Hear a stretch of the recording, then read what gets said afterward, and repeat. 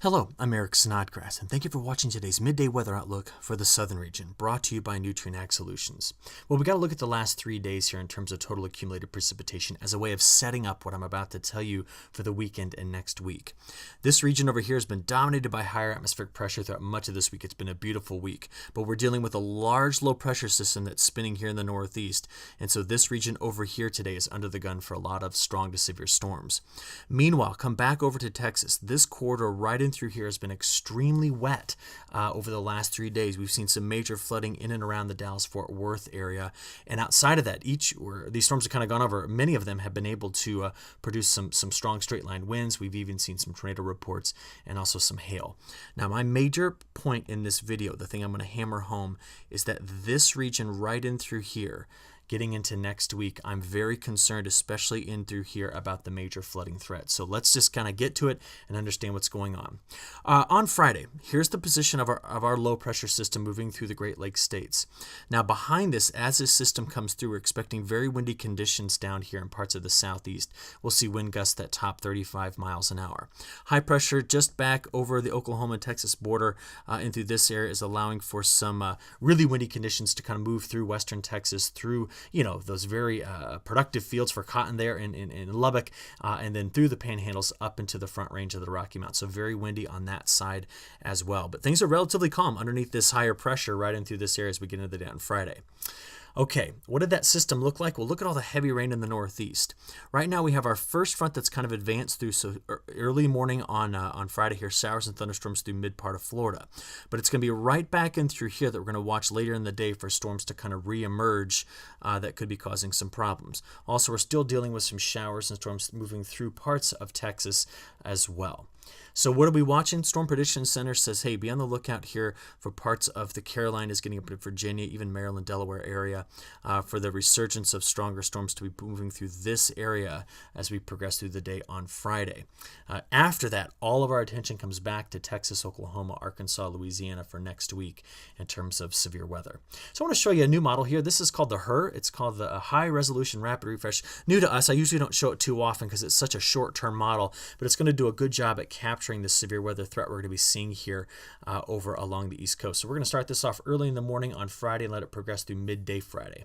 So I stopped it here middle of the afternoon, and what you can see if you're looking over there in Virginia, North and South Carolina, is the widely scattered showers and storms. And due to the wind shear profile and the abundance of moisture in an unstable atmosphere, we're going to be watching these storms in through this area for their severe potential. Now the main front does drag through Florida, so it goes through central Florida throughout the day on Friday. And outside of that, much of the rest of the South is going to have a relatively quiet day on Friday. We are seeing, widely scattered storms popping up here in the Intermountain West in the Four Corners states. But watch as I progress through Friday evening, we're going to see some of those emerge into parts of western Kansas, the Oklahoma Panhandle, same for Texas here. So New Mexico, parts of Colorado, we're going to be watching for some storms to emerge on Friday, late afternoon, early evening. And they progress in the evening hours through parts of the Panhandle of Oklahoma and Texas.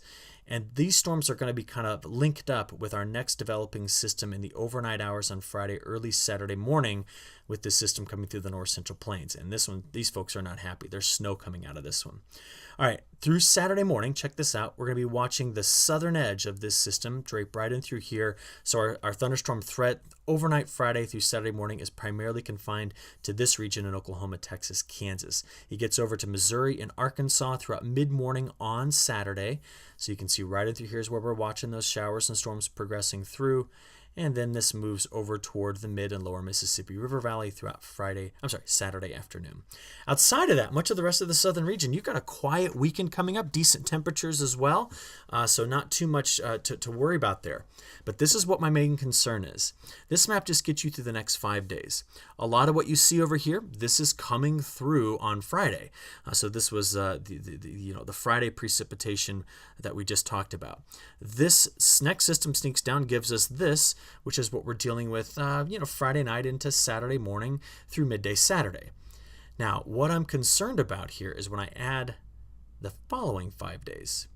This is the next 10 days total accumulated precipitation. Notice if I go back and forth here, you don't see much change in the southeast where you see the changes right in through here. This same region has already had a lot of flooding and we're about to add potentially a lot more precipitation to it. The story is better told, I think, if you look at the temperatures here. You're going to see that over the next 5 days, much of the southern region is going to avoid some of the colder air that's moving through the north central plains, but it's going to be days 6 through 10 that I'm going to be watching most carefully. And that's because we're watching a ridge develop over the southeast, keeping them relatively dry, but also warmer than average. But with a big ridge that develops here in the mid and upper levels of the atmosphere, we're going to be seeing quite a bit of moisture transport around this. And this is what we call this ring of fire configuration that's going to be causing some very wet conditions in Texas, Oklahoma, Arkansas, and Louisiana. So check it out. Here is the upper level flow of the atmosphere. This is the trough that's sweeping through right now, but this is the one we're watching right over here. So I click play. Let's let this go forward. This is now getting you through Saturday and Sunday. So we watched a couple of lobes of vorticity. That's what we call this, or these little shortwave troughs that sneak through the north central plains. And those are the ones that are going to bring the widely scattered storms from the panhandles of Oklahoma and Texas through Missouri, Arkansas, in the mid-Mississippi River Valley. But watch this. By the time we get to Monday and Tuesday, this pattern right in through here, let's just stop at Tuesday afternoon, is a storm chaser's kind of dream setup. Big ridge over the southeast sitting here and a trough sweeping through right there. And what this pattern does is it brings in ample moisture and it brings in the best upper level support for major severe weather inside of that area, specifically right in through here. Now, climatologically, this is the time of year that we get a lot of this, but this is the pattern we're going to be dealing with through much of next week. And the result of a pattern like that is that we're going to be seeing a lot of scattered storms, that many of which are going to be severe, and then a major flooding threat for eastern Texas and Oklahoma. So getting us started with the day, we're going to look at the European model, the day on Friday. See, here's our first low pressure system. Look at the wind. See the spacing of the isobars, very windy day on Friday. Go ahead and pressing play. What do we see throughout the weekend? Storm system number 1 exits. Storm system number 2 is coming down out of the central plains, and again, will be along this front that we're watching on Saturday for showers and storms, okay? That moves into Missouri, Arkansas, parts of Oklahoma throughout the day on Saturday, such that by Sunday, that system's in the eastern Corn Belt, and really it might be just this quarter through here that's still dealing with some showers and storms early Sunday morning, okay? But let's watch next week. Remember, the southeast, you're going to stay in control of higher atmospheric pressure and relatively dry, but I want to show you Monday afternoon. Already the moisture transport is happening, bringing in one of our ingredients. By the time we get into Tuesday morning, right here, I want you to watch as I animate the next 3 days. Ready? This is Tuesday morning, Tuesday afternoon, Tuesday evening. Overnight hours on Tuesday into Wednesday morning, Wednesday afternoon, Wednesday evening. Overnight hours Wednesday into Thursday morning, Thursday afternoon, Thursday evening. You saw multiple rounds in this area of very heavy rain and the potential for severe weather. Meanwhile, the southeast, you're going to stay relatively dry with this. So when we put it all together, take a look at this. This is the next 10 days from the operational European model looking at total accumulated precipitation. And what do we see? We see this corridor right in through here really taking a beating. Incredibly heavy rainfall in a place that's already very wet.